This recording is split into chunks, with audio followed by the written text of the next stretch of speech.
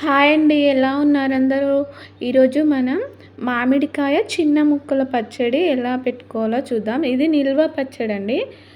ఊరగాయ అంటారు కదా! అది మామిడికాయ తరుగుడు తొక్కు అంటారు తెలంగాణలో. సో, ఇది ఎలా చేయాలంటే నేను ముందుగానే మామిడికాయలని వాష్ చేసి ఆరబెట్టాను. అవి ఆరేలోపు ఆయిల్ హీట్ అయ్యాక జీలకర్ర, ఆవాలు, కొద్దిగా మెంతులు కూడా వేసుకోవాలండి. కొంచెం ఎక్కువ ఎక్కువ వేసుకోవాలి జీలకర్ర, ఆవాలు. మెంతులు కొద్దిగా తక్కువ వేసుకోవాలి.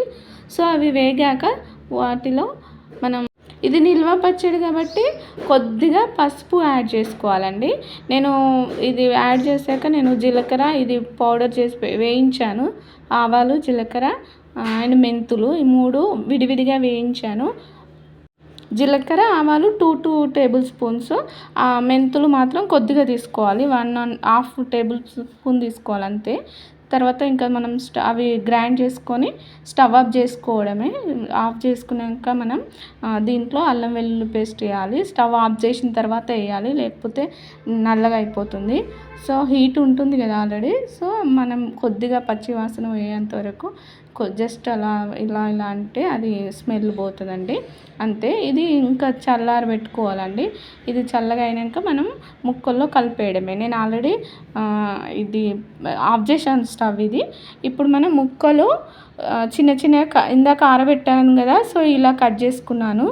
ఇవి కట్ చేసుకున్నాక కూడా ఒక 1/2 అవర్ ఆరబెట్టుకోవాలి ఫ్యాన్ గాలికి. ఈ కప్తో నేను 2 కప్స్ అయిందండి ముక్కలు. సో 1/2 కప్పు 2 కప్స్ ముక్కలకి 1/2 కప్పు కారం పొడి తీసుకున్నాను. సో అదే కప్తో కారం పొడి తీసుకున్నాను. అదే కప్లో ఇంకా 3/4 కప్పు ఉప్పు, అంటే కారంలో ఇంకా సగం తీసుకోవాలండి. ఉప్పు తర్వాతైనా యాడ్ చేసుకోవచ్చు కదా. సో హాఫ్ తీసుకున్నాను.